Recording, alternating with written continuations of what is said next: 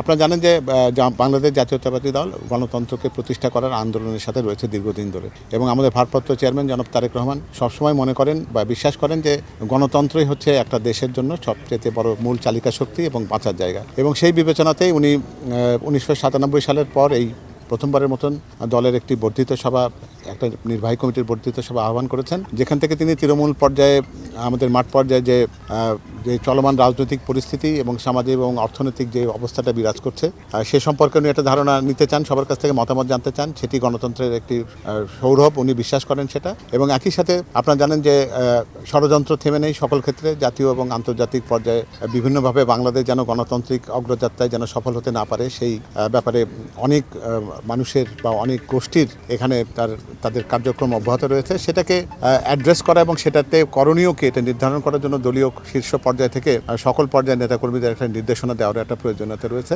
এবং আগামী দিনে করণীয় যেটা আমরা সবাই মনে করি যে প্রকৃত গণতন্ত্রের বিকাশ হতে পারে তখনই যখন একটি গণতান্ত্রিকভাবে নির্বাচিত সরকার রাষ্ট্র পরিচালনার দায়িত্বে থাকবে।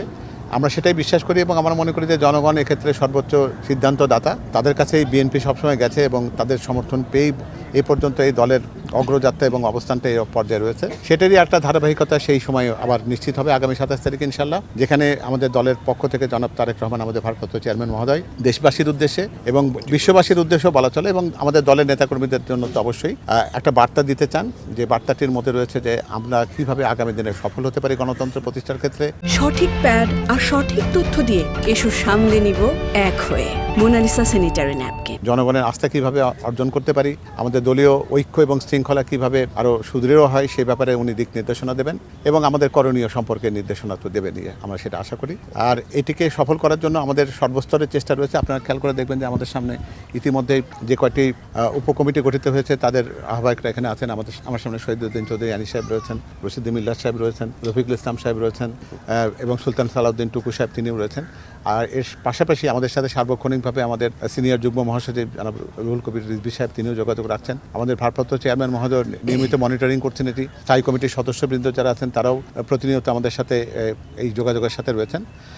এবং আমরা মনে করি যে সকলভাবে একটা ডিসিপ্লিন, একটা সুন্দর এবং সফল একটি বর্ধিত সভা যেন অনুষ্ঠিত হতে পারে।